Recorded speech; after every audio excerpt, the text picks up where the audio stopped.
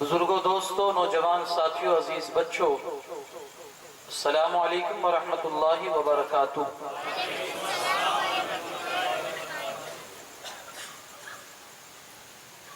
الحمد للہ رب العالمین والعاقبۃ للمتقین،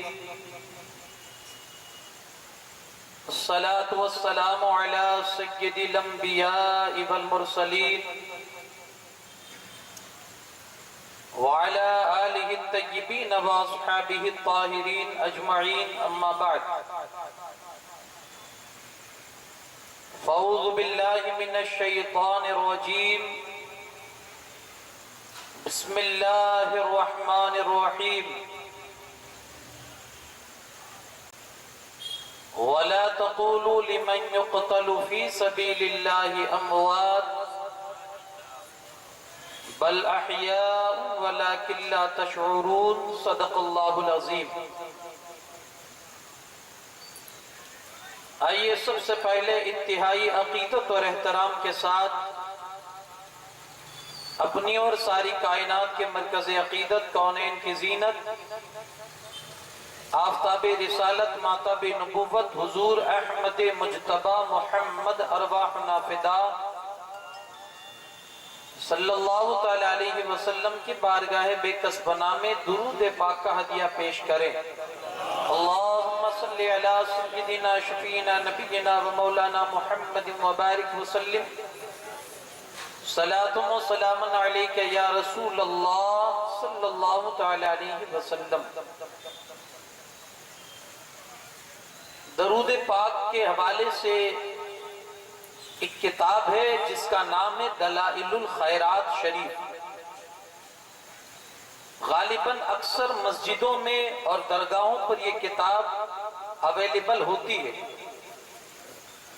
اس کتاب کو جنہوں نے ترتیب دیا ہے، اس کتاب کے جو تالیف کرنے والے ہیں، وہ اپنے بارے میں ایک واقعہ لکھتے ہیں کہ ان کو سفر کہیں کر رہے تھے اور سفر میں پانی کی ضرورت میسر آئی کہ وضو کرنا ہے اور پانی دستیاب نہیں ہے کہیں۔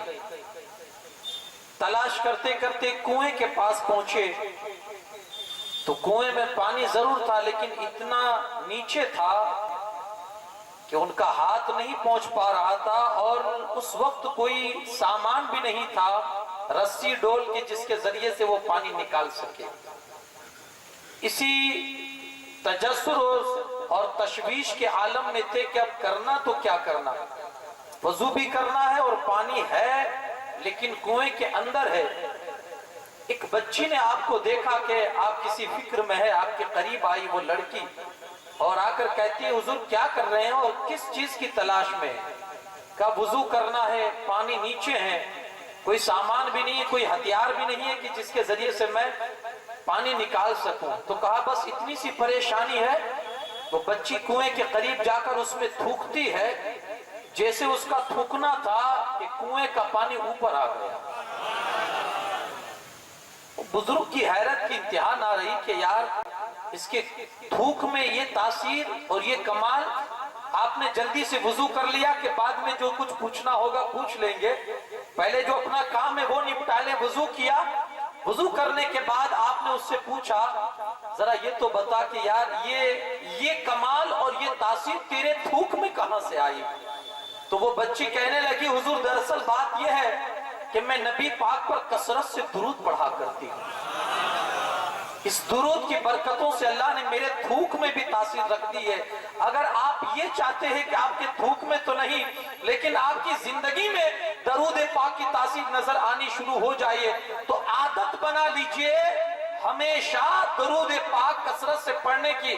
انشاءاللہ پھر آپ کو نظر آئے گا کہ درود پاک کے صدقے میں آپ کی زندگی کا اس میں زندگی پاک میں کیسا اثر آتا ہے۔ ضرور ہمیشہ اس چیز کو یاد رکھیں، جتنا ہو سکے، جتنا وقت ملے۔ صحابہ کرام آ کر حضور سے پوچھا کرتے تھے یا رسول اللہ صلی اللہ علیہ وسلم اتنی دیر پڑھوں، اتنی دیر پڑھوں، اتنی دیر پڑھوں؟ حضور فرماتے تھے جتنی دیر پڑھو گے تمہارے حق میں بہتر ہی ہے، اور اگر تم ہمہ وقت درود درود ہی پڑھتے رہ جاؤ گے اللہ پاک تمہارے سارے بگڑے کام بنا دے گا. تو ذرا جی لگا کر اس انداز سے پڑھیں کہ باہر جو لوگ آنا چاہتے ہیں اور انتظار میں ہو شاید مائک کی آواز ان تک نہ پہنچتی ہو تو وہ درود پاک کی آواز کے ذریعے آپ تک پہنچنے کی کوشش کرے. جی لگا کر زور سے پورا مجمع ایک بار اور درود پاک پڑھے. اللہ رب محمد صلی اللہ علیہ وسلم نحن عباد محمد صلی اللہ علیہ وسلم دائما ابدا ابدا. تیر و شمشیر نہ بارود نہ بم جیتیں گے. زمانہ شاہد ہے. تیر و شمشیر نہ بارود نہ بم جیتیں گے. حوصلہ کہتا ہے کہ ہر حال میں ہم جیتیں گے. حوصلہ کہتا ہے کہ ہر حال میں ہم جیتیں گے. اسلحے ہتھیار اسلحے فتح کی بنیاد نہیں ہو سکتے. اسلحے فتح کی بنیاد نہیں ہو سکتے. جنگ کی راہ میں ہمت کے قدم جیتیں گے. جنگ کی راہ میں ہمت کے قدم جیتیں گے. حریت لشکر و اوزار کی پابند نہیں. حریت آزادی حریت لشکر و اوزار کی پابند نہیں. ہر جگہ صبر و شجاعت کے علم جیتیں گے. ہر جگہ صبر و شجاعت کے علم جیتیں گے. کلمہ توحید ہے تیری شہادت اے حسین. کلمہ توحید ہے تیری شہادت اے حسین. تو نہ ہوتا تو نہ رہ جاتی صداقت اے حسین. تیری قربانی نے زندہ کر دیا اسلام کو. وہ رہے گا تا ابد تیری بدولت اے حسین. ملت اسلام کو پھر سے ضرورت ہے تیری. پھر جہان نو کو ہے تیری ضرورت اے حسین. احتمال آنے کا ہے پھر سے یزیدیت کا دور. پھر جہان نو کو ہے تیری ضرورت اے حسین. حال میرا کچھ بھی ہو میرا عقیدہ ہے یہی. حال میرا کچھ بھی ہو میرا عقیدہ ہے یہی. بخشوائے گی مجھے تیری محبت ہے حسین. بخشوائے گی مجھے تیری محبت ہے حسین. نہ وہ یزید رہا نہ وہ ظلم ابن زیاد کا. نہ یزید رہا نہ وہ ظلم ابن زیاد کا. جو رہا تو نام حسین کا جسے زندہ رکھتی ہے کربلا. کیا تھی یہ داستان؟ داستان کرب و بلا تو اتنے طویل سفر کا نام ہے کہ ہم 10 روز میں بھی مکمل نہیں بیان کر سکتے ہے نا. شاید ابھی بھی داستان کربلا امام پاک کی شہادت کے بعد بھی ہے. ہم نہیں مکمل بیان کر سکتے 10 روز کے 10 دن میں. لیکن میں چاہوں گا کہ اگر مختصر آپ کو داستان کرب و بلا کا اگر آپ کو رزلٹ سننا ہے تو 2 لفظوں میں سنانے کی کوشش کروں گا اور شاید آپ سمجھ بھی جائیں گے. اور یہی فیصلہ کن جواب ہے 2 لفظوں. داستان کرب و بلا کیا ہے؟ تو کسی کہنے والے نے کہا مختصر سے الفاظ میں داستان کرب و بلا کو سمجھاتے ہوئے کہ نبی کے نور عین ہے ہمارے دلوں کے چین ہے. نبی کے نور عین ہے ہمارے دلوں کے چین ہے. کہانی صرف اتنی ہے یزید تھا حسین ہے. کہانی صرف اتنی ہے. سمجھ گئے آپ؟ یہ داستان کرب و بلا ہے کہ جس نے سب کچھ بچا کے بھی کچھ نہ بچایا وہ یزید. اور جس نے سب کچھ لٹا کر بھی ہمیشہ نام زندہ کر دیا وہ ہے حسین. وہ ہے حسین. یہ نچوڑ ہے. یزید تھا حسین. ادھر نہ تیر نہ خنجر نہ کمان باقی ہے. ادھر ہر ذہن میں زبان باقی ہے. عجیب جنگ ہے یہ جنگ کربلا جس میں ہوا جو قتل وہی خاندان باقی ہے. عجیب جنگ ہے یہ جنگ کربلا جس میں ہوا جو قتل وہی خاندان باقی. ایک بار اور جی لگا کر درود پاک پڑھ دے. اللہم صلی علی سیدنا شفینا نبینا مولانا محمد کما تحب و ترضى بان تصلی علیہ सलातुम व सलामुन अलैका या रसूल अल्लाह सल्लल्लाहु अलैहि वसल्लम। एक आपको तकलीफ देना चाहूंगा कि आज बारिश की थोड़ी थोड़ी बूंदें भी शुरू है और बहुत सारे इमाम पाक के जानिसार इमाम पाक की मजलिस में आने की कोशिश करेंगे कि हम आए और इमाम पाक के फैजान से मालामाल हो। तो वैसे हमारे पास जगह काफी है, लेकिन बारिश शुरू होने की वजह से थोड़ी दिक्कत यह है कि मंडप छोटा है और पब्लिक ज्यादा है। आप समझ गए मेरी बात का इशारा। तो थोड़ा संकट ही में बैठ जाए, लेकिन बैठें, है ना। इंशाल्लाह मैं बहुत मुख्तसर आपको अपनी गुफ्तगू को समेटने की कोशिश करूंगा और शहादतनामा आपके सामने पेश करने की कोशिश करूंगा। थोड़ा संकट में बैठे जो बुजुर्ग हैं, जिन्हें कुछ तकलीफ है, वो अपना थोड़ा स्पेस के साथ बैठ सकते हैं, उनकी मजबूरी है। एक बार और जरा जी लगाकर दुरूद पढ़ दें तो मजमे का थोड़ा माहौल चेंज हो जाए। अल्लाहु रब्बु मुहम्मदिन सल्लल्लाहु अलैहि वसल्लम नहनु इबादु मुहम्मदिन सल्लल्लाहु अलैहि वसल्लम दाइमन अबदन अबदा। मैंने कुरान पाक की बहुत मशहूर और मारूफ आयत करीमा आपके सामने तिलावत की। ये आयत जहां शहादत की बात आती है ना, तो ये आयत अक्सर पढ़ी जाती है। अल्लाह के जो बंदे अल्लाह की राह में जान कुर्बान करते हैं वो मुर्दा नहीं होते, वो जिंदा ही रहते हैं। ये अलग बात है कि तुम उनकी जिंदगी को समझ नहीं सकते। देखिए शहादत है ना, अल्लाह की बहुत बड़ी गिरा कद्र नेमत है। ये हर किसी को नहीं देता है। ये अपने चुनिंदा बंदों को इस शरफ से शरफिया फरमाता है, बहुत खास लोगों को। तो ये इतनी कीमती दौलत थी और इस दौलत से इमाम हुसैन को मेरा मौला नवाजना चाहता था। उन्हें तो नवाजा, उनके सदक़े में उनकी आल को भी नवाज दिया, उनकी औलाद को भी नवाज दिया। आप पढ़ेंगे अइमा अहले बैत जितने भी है अक्सर शहीद हुए हैं, अक्सर शहीद हुए, बल्कि सबने शहादत का जाम नोश फरमाया। बड़ी कीमती अल्लाह की नेमत है। बल्कि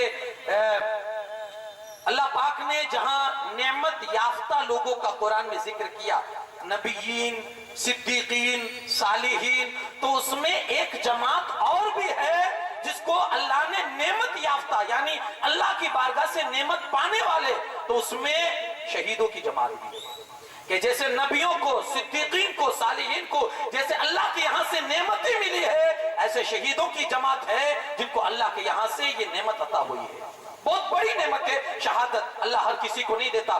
बल्कि एक जगह तो ये भी है हदीस पाक में कि इतनी बड़ी नेमत है कि हमारे नबी सल्लल्लाहु अलैहि वसल्लम ये दिल में तमन्ना रख के बैठे थे कि या अल्लाह मुझे भी शहादत की मौत अता कर दे। हुजूर की खुद ये तमन्ना थी, लेकिन अब मर्जी मौला जो इमाम पाक के मुकद्दर में अल्लाह ने शहादत लिख दी थी, सो आप मदीने पाको से रुखसत हुए मक्का से आप करबला गए और वहां आप शहीद हुए। इस बीच में आपके सामने जो मजालिम आपके ऊपर किए गए, जो जुल्म के पहाड़ आप पर तोड़े गए, हकीकत जानिए कि अगर पहाड़ भी होता ना तो इन मजालिम और इन जुल्मों के सामने रेजा हो जाता। लेकिन वाह रे इमाम तेरा सब्र कि इतने जुल्म और इतने जुल्म के पहाड़ आप पर तोड़े गए, बंदे ने उफ तक ना किया। हर जगह पर जहां भी जुल्म की बारिश आप पर की गई, सब्र के दामन को मजबूती से थामे रहे और अल्लाह की रजा को देखते रहे। मौला तेरी रजा इसी में है, तेरी पसंद अगर इसी में है तो तेरा हुसैन भी इसी में राजी है ना। आप देखिए सब्र।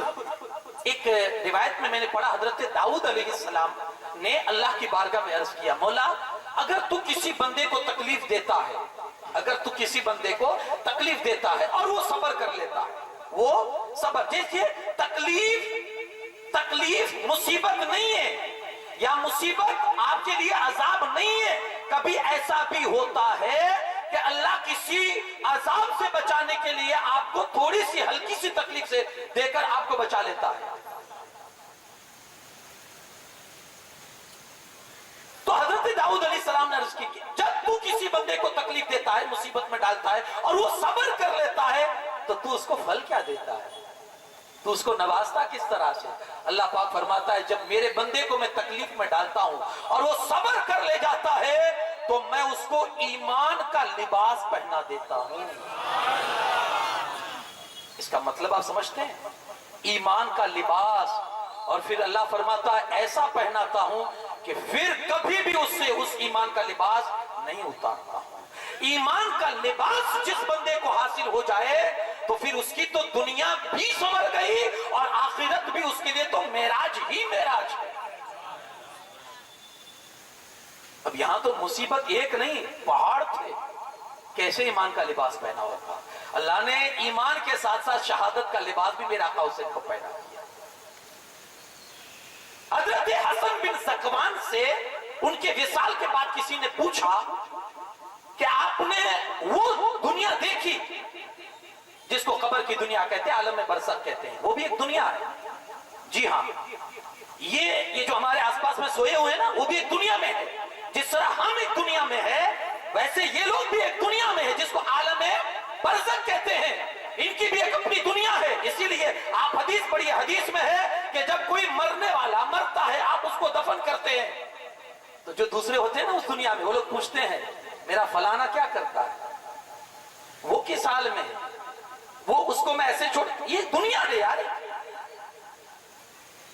حسن بن ذکوان سے کسی نے پوچھا کہ آپ نے اس دنیا کا سفر کیا، آپ گئے، اس دنیا میں کس کے گھر زیادہ جگمگا رہے ہیں، یعنی کس کی قبر، یہ قبر ان کا گھر ہے، کہا اس دنیا میں کس کی قبریں زیادہ روشن و منور ہے؟ سنے حسن بن ذکوان کہتے ہیں کہ میں جب اس دنیا میں گیا تو میں نے دیکھا کہ جنہوں نے سب سے زیادہ مصیبتیں دنیا میں اٹھائی ہے ان کی ہی زیادہ قبر منور اور روشن ہے۔ جس نے زیادہ تکلیف اٹھائی، تکلیف سے گھبرانا تو نہیں چاہیے، تکلیف تو ہمارے لیے ہماری زندگی کو سدھارنے کا ایک ذریعہ ہوتا ہے۔ بلکہ صحابہ کرام تو یہ دیکھا کرتے تھے جب ان کی زندگی میں تکلیف نہیں آتی تھی نا تو وہ یہ سمجھتے تھے کہ اللہ ناراض تو نہیں ہو گیا، وہ دعا کرتے تھے، وہ دعا کہ اللہ ناراض تو نہیں ہو گیا، اتنے دن سے بیمار نہیں ہوئے، اتنے دن سے کوئی تکلیف نہیں ہوئی۔ ایک صحابی کا واقعہ مجھے یاد آتا ہے کہ اللہ کے رسول صلی اللہ علیہ وسلم کے زمانے میں بڑے تھکے ہارے کھیتی میں سے کام کر کے آئے کسان تھے، تھک گئے، بی بی سے کہا ذرا پانی کا گلاس لے کر آؤ، اتنے تھکے تھے کہ لیٹے تو آنکھ لگ گئی۔ بیوی وفا شعار نیک، شوہر کی فرما بردار، شوہر کے پاس کھڑی رہ گئی کہ اب جگانا مناسب نہیں، اتنے تھکے ہوئے ہیں اور جانا بھی مناسب نہیں ہے کہ آنکھ کھلے گی، پانی کی شدت کی پیاس لگی ہے تو یہ بھی نافرمانی ہو جائے گی۔ بیچاری گلاس لے کر کھڑی رہی، صبح ہو گئی، رات بھر اپنے شوہر کے لیے پانی کا گلاس لے کر کھڑی رہی۔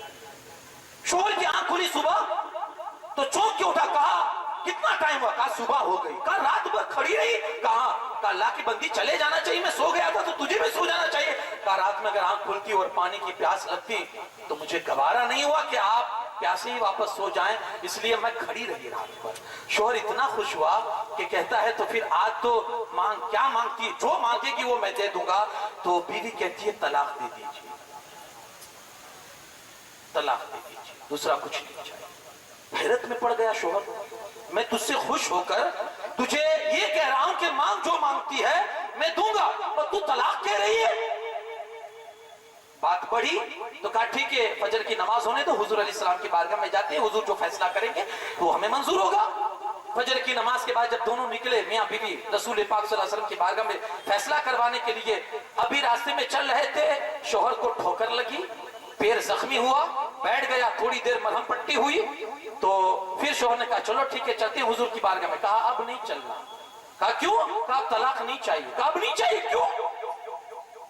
اب ایسی کون سی بات ہوگی، ابھی تک تو طلاق کا کہہ رہی تھی کہ طلاق دے دو اور اب کہہ رہی نہیں چاہیے۔ کہا میں اتنے دنوں سے آپ کے ساتھ ہوں، میں نے دیکھا کہ کبھی آپ بیمار نہیں ہوئے، میں نے دیکھا کبھی آپ کو کوئی مصیبت نہیں آئی، تو میں یہ سوچ رہی تھی کہ اللہ آپ سے راضی نہیں لگتا ہے اسی لیے تو مصیبت نہیں آ رہی ہے، لیکن جب ٹھوکر لگی تو میں سمجھ گئی کہ خدا راضی ہے۔ جب بندے سے خدا راضی ہے تو اس کے ساتھ زندگی گزارنے کے لیے ہم بھی راضی ہیں۔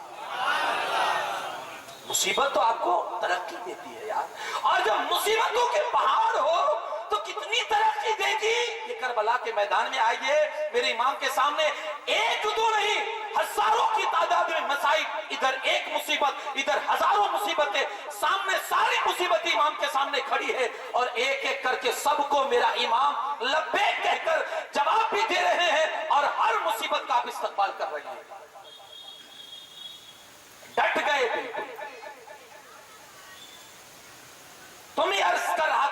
गुफ्तगू में मैंने आपको बताया कि 10 मुहर्रमुल हराम शरीफ की जब 10वीं रात आई तो नकारा बजा के हम जंग करना चाहते, आपने रात की मोहलत ली और फिर आप ने इबादत इलाही में पूरी रात गुजारी। सुबह हुई, फजर की नमाज आपके जानिसारों ने, आपके मानने वालों ने, आपके घर वालों ने आपके पीछे इख्तिताम अदा की। फजर की नमाज के बाद जिक्र और खैर तिलावत करने के बाद इमाम पाक उधर नकारा जंग बजा। इमाम समझ गए कि वो लोग बिल्कुल तैयारी में। आपने अमामा शरीफ बांधा और घोड़े पर सवार हुए और उन लोगों के सामने आए। उनसे कहा, लोगों, इत्माम हुज्जत के लिए एक बात तुमसे करना चाहता हूं, मुझे पहचानो मैं कौन हूं। क्या भूल गए कि मैं वही हूं जिसे रसूलुल्लाह अपने कांधों पर बिठाते थे? मैं नबी का नवासा हूं, अली का लख्ते जिगर हूं, फातिमा का लाडला हूं, सैयदुल शोहदा अमीर हमजा कौन है तुम नहीं जानते हो, मेरे ही खानदान के हैं। सारी बातें आपने बताई और उनसे कहा कि आखिर तुम लोग क्या चाहते हो मुझसे, मेरी हकीकत को पहचानो, आगे तुम मेरे पीछे इस कदर क्यों? मैं तो नहीं आया हूं, मुझे आपने बुलाया इसलिए आया हूं। सारी बातें आपने एक खुतबे के तौर पर उनके सामने पहले अपनी हकीकत को बनवाया, मैं कौन हूं, मुझे पहचानो, ये वो। आपकी बात को काटते हुए एक जालिम बीच में से आपकी गुस्ताखी करके बोलता है कि आप ऐसे तो हबीब बिन मुजाहिर वहां बैठे हुए थे, खड़े हो जाते हैं। ओ जालिम, ओ बदबख्त, तू नहीं समझेगा मेरे इमाम की बातों को, क्योंकि अल्लाह ने तेरे आंखों पर और तेरे कानों पर गफलत के पर्दे डाल दिए, तेरी समझ में नहीं आएगा मेरे इमाम की बात। फिर इमाम ने कहा, लोगों सुनो, मैं वही हूं जिसके बारे में रसूलुल्लाह सल्लल्लाहु अलैहि वसल्लम ने तारीफ के जुमले कहे और मुझे जन्नती नौजवानों का सरदार बताया है। आपको यकीन है और मैं सच्चा हूं और जो बात कह रहा हूं भी सच्ची है। और अगर आपको यकीन नहीं है तो आज भी रसूलुल्लाह के वो सहाबी जिंदा है जिन्होंने मुझे देखा है और जिन्होंने ये सारी हदीसें मेरे बारे में सुनी है। अबू सईद खुदरी, अनस इब्न मालिक, हजरत जाबिर बिन अब्दुल्ला आज भी जिंदा है। जाओ उन्हें पूछ लो मैं कौन हूं, मेरी अजमत क्या है, और इस अजमत को जानते हुए भी मेरे खून के प्यासे। इमाम की गुफ्तगू इतनी तवील उनके बीच में हुई, लेकिन इस गुफ्तगू का कोई फायदा नहीं हुआ। फजर की नमाज के बाद आप गए थे, लोगों को समझा रहे हैं, लेकिन कोई समझने के लिए तैयार ही नहीं हो रहा है। आखिर इमाम पाक वहां से रुखसत हुए और उनको खुतबा देने के बाद अपने खीमे में आए। इधर से इब्ने साद ने हुक्म दिया कि चलो अब तैयारी करो और लश्कर को तैयार करो। वहां हुर बैठे हुए थे। हुर ने कहा, इब्ने साद, तू वाकई उनसे जंग करेगा? इब्ने साद ने कहा, हाँ, और ऐसी जंग करूंगा कि सरों की बारिश होगी, लोग याद रखेंगे, ऐसी जंग करूंगा। हुर ने कहा कि इमाम ने जो 3 शर्तें पेश की है, क्या उसमें से एक भी मंजूर नहीं है तुझे? एक भी बात आपकी मंजूर नहीं है? तो कहा, यार मुझे तो मंजूर है, लेकिन तेरा हाकिम नहीं मानता तो मैं क्या करूंगा, मैं जंग लड़ूंगा। इब्ने साद ने कहा। हुर की कैफियत बदल गई, कांपने लगे। एक कूफी वहां खड़ा था उनके बाद करीब में, वो हुर की ये कैफियत देखकर कहता है कि हुर, बहुत सारी जंगों में हम और आप साथ में थे, लेकिन ये हालत तो तुम्हारी कभी नहीं हुई। अरे वहां सामने कोई नहीं हो, इतना डर रहे हो? हमारे साथ 22,000 का लश्कर है। हुर ने कहा, तुम नहीं समझ रहे, सामने कोई और होता ना तो हुर की ये कैफियत नहीं होती। सामने अली का लाडला है, नबी का नवासा है, उस तरफ जन्नत है, इधर मैं अपने आप को जहन्नम में देख रहा हूं। मैं जन्नत और जहन्नम के बीच में हूं, फैसला नहीं कर पा रहा हूं कि मैं कहां जाऊं, लेकिन मैं जन्नत ही में जाऊंगा, जहन्नम में हरगिज नहीं जाऊंगा। ये कहते हुए घोड़े को एड़ लगाते हैं और सीधे इमाम पाक की बारगाह में पहुंचते हैं और जाकर कदमों में गिर जाते हैं। हुजूर माफ कर दीजिए, मेरी ही वजह से आपको यहां रुकना पड़ा, लेकिन मुझे नहीं मालूम था कि ये जालिम इस हद तक गिर जाएंगे और ये आपके खून के प्यासे हो जाएंगे। मैं नहीं जानता था, हुजूर माफ कर दीजिए। मेरे आका इमाम ने कहा, हुर जब तुझे एहसास हो चुका है तो आप घबरा नहीं, अल्लाह की बारगाह में सच्चे दिल से तौबा करेगा, अल्लाह तेरी तौबा कबूल भी करेगा। अरे तेरा तो नाम ही हुर है, हुर का मतलब ही होता है आजाद। जा तू दुनिया में भी आजाद है और आखिरत में भी आजाद है। हुर उतर जा, हुर उतर जा। घोड़े से नीचे उतर जा। कहा, हुजूर अब उतरने से बैठना बेहतर है, अब तो आपके नाम पर कुर्बान होकर ही हुर उतरेगा। हुर वापस हुआ اور ان کے سامنے آ کر حور نے کہا لوگوں دیکھ لو امام پاک یہ وہی ہے جن کی محبت کا دعویٰ کر کے تم نے کئی سینکڑوں چٹھیاں اور سینکڑوں خطوط اس امام کو بلانے کے لیے لکھے تھے، ہزاروں وعدے کیے تھے، قسمیں کھائی تھی. وہ امام جب آ چکا تب ظالموں کے بیچ میں چھوڑ کر ان کے دشمنوں کی صفوں میں کھڑے ہو گئے ہو. یہ کس جگہ کا اصول اور روایت ہے کہ اپنے مہمان کو بلا کر ان کے دشمنوں کے، یہ عرب کا تو دستور نہیں ہے، اپنے مہمان کو دشمنوں کے نرغے میں بھیج دینا اور انہیں بے یار و مددگار چھوڑ دینا، یہ ہماری تہذیب میں تو نہیں ہے. یہ تم کہاں سے لائے ایسی بے وفائی اور غداری؟ وہ بھی نبی کے آل کے ساتھ، نبی کی اولاد کے ساتھ، نبی کے نوازوں کے ساتھ، کہ اس وقت کائنات میں اس سے بہتر کوئی نہیں ہے. حور کے جواب میں بھی کچھ لوگوں نے بدتمیزی سے بات کی اور پھر حور بھی جب بولنے پر آئے تو اس قدر بولے کہ ان لوگوں کو اور غصہ آیا. ابن سعد نے کہا تیروں کی بارش کرو. حور پر تیروں کی بارش برسانی شروع کی. چونکہ ابھی نقارہ بجا نہیں تھا، جنگ شروع نہیں ہوئی تھی، لڑائی شروع نہیں تھی، اس لیے حور واپس پلٹ کر امام پاک کی بارگاہ میں آ گئے. ابن سعد، عمر ابن سعد نے اپنا جو غلام تھا جس کے ہاتھ میں اس کا علم تھا، علم بردار جو اس فوج کا تھا، اسے کہا کہ علم کو میرے قریب کرو. علم قریب ہوا تو اس نے تیر کمان سے نکالا اور ایک تیر آل محمد کی طرف اس نے بڑھایا اور چلاتے ہوئے کہتا ہے اے لشکر یزید گواہ رہنا کہ سب سے پہلے امام کے خانوادے کی طرف سب سے پہلا تیر چلانے والا اگر کوئی ہے تو ابن سعد ہے.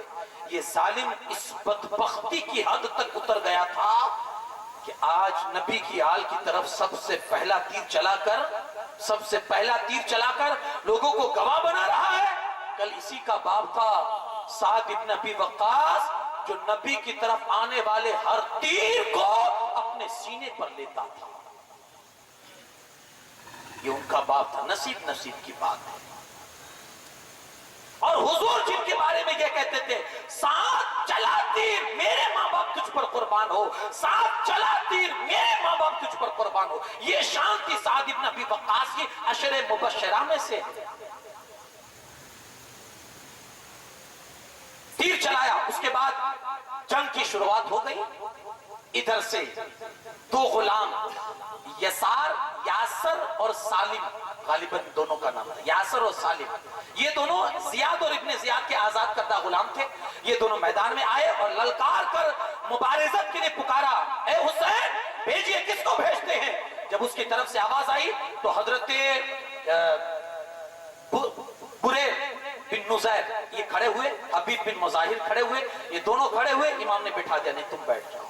تو عبداللہ کلبی کھڑے ہو جاتے، وہ بھی رسول امام علی مقام کی بارگاہ میں شہادت کے لیے اپنی بیوی کو لے کر آئے تھے. میدان کربلا میں نئی شادی ہوئی تھی، بیوی کو ساتھ میں لے کر آئے تھے امام کے بارگاہ میں اپنی جان کی قربانی پیش کرنے کے لیے. کہا حضور مجھے اجازت دیجیے. آپ نے کہا ٹھیک ہے، تم جانا چاہتے ہو جاؤ، اس کا جواب دو اس کی مبارزت کا. حضرت عبداللہ کلبی میدان میں آئے تو دونوں غلاموں نے دیکھ کر کہا کون ہو؟ عبداللہ نے کہا میں عبداللہ کلبی ہوں. آپ نے پورا آپ کا نام اور نسب وغیرہ سلسلہ بتایا کہ میں یہ ہوں.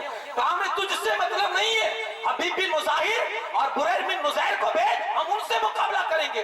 غصے میں آئے عبداللہ کلبی اور کہا او فاحشہ کے بیٹے، تو ہم سے لڑنے میں اپنی بے عزتی سمجھتا ہے؟ اور اس زور کا وار کیا کہ جو یاسر غلام تھا وہی اس کے دو ٹکڑے کر کے اس کو زمین پر ڈال دیا. جیسے سالم غلام نے یہ دیکھا تو اس زور کا وار کیا. حضرت عبداللہ کلبی نے اس وار کو بچانے کے لیے اپنے ہاتھ کو آڑ میں ڈالا تو انگلیاں کٹ گئی. آپ نے دوسرے ہاتھ سے اس طرح سے وار کیا کہ وہ بھی کٹ کر وہاں گر گیا. اب یہ ان کی عورت خیمے میں سے دیکھ رہی تھی، برداشت نہ کر سکی، خیمے کی ایک لکڑی کو توڑتی ہے اور میدان میں آ جاتی ہے اور چلا کر کہتی ہے اپنے شوہر سے قربان ہوتے جاؤ، نبی کے نواسے پر اپنی جان قربان کرتے جاؤ، مارتے جاؤ ان ظالموں کو، مارتے جاؤ ان یزیدوں کو. یہ کہتی جاتی تھی، اپنے شوہر کو جذبات دلاتی جاتی تھی. شوہر نے اپنی بیوی کو جب میدان کربلا میں دیکھا تو کہا بی بی تم چلی جاؤ، تم یہاں سے چلی جاؤ، عورتوں کا یہاں کام نہیں ہے. اس نے کہا نہیں، ہم جیئیں گے بھی تو ساتھ میں، مریں گے بھی تو ساتھ میں. اور اس طرح سے وہ بھی ان کا ساتھ دیتی ہوئے نظر آتی تھی. امام کی جب نظر پڑتی ہے میرے امام آواز دیتے ہیں بی بی اللہ تم کو اس کا بدلہ دے، اللہ تمہیں جزائے خیر دے جو تم اہل بیت کی محبت میں اتنی آگے آ چکی ہو. لیکن خدا را خیمے میں واپس آ جاؤ کہ عورتوں کے لیے قتال نہیں ہے. آپ کے یہ کہنے کی وجہ سے اس عورت نے جب امام کی آواز سنی تو پھر خاموشی کے ساتھ خیمے میں آ گئی. عبداللہ کلبی لڑتے لڑتے وہاں آپ کی پھر شہادت ہو گئی. اب جنگ کی شروعات ہو چکی ہے. میدان کربلا میں چاروں طرف ایک سناٹا ہے. وہ لوگ ہنس رہے ہیں جن کے پاس 22,000 کا لشکر ہے. انہیں ایک امید ہے کہ ہم جیتیں گے, ہمارے پاس ایک لشکر ہے. لیکن وہاں کسی کے ذہن میں یہ بھی سوال اٹھ سکتا ہے کہ شہید تھے, شہادت کے بہت بڑے مرتبے پر فائز تھے, صحابی تھے, کوئی کرامت دکھا کر بھی تو بچا سکتے تھے نا اپنی جان.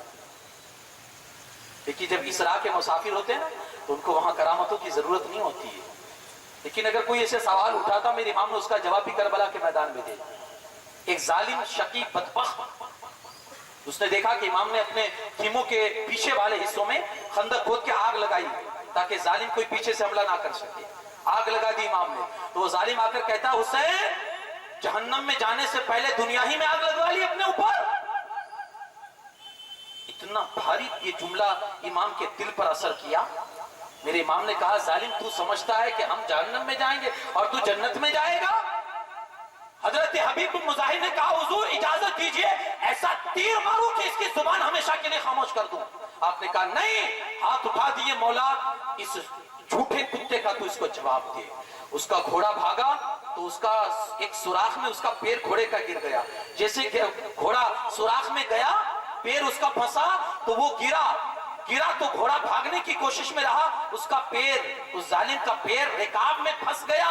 وہ لے کر اسے بھاگا اور کھینچتے کھینچتے اسے لے جا کر وہی خندق, وہی جہاں آگ جل رہی تھی, اسی میں لے جا کر اس کو جھونک دیا. دنیا ہی میں میرے امام کی کربلا کے میدان میں لوگوں نے یہ کرامت دیکھی. ادھر زبان سے آواز نکلی, ادھر دعا نکلی, ادھر باب اجابت کو ٹکرائی, اور میرے مولا امام حسین کی رب نے دعا کا اسی وقت اثر بھی ظاہر کر کے لوگوں کو دکھا دیا.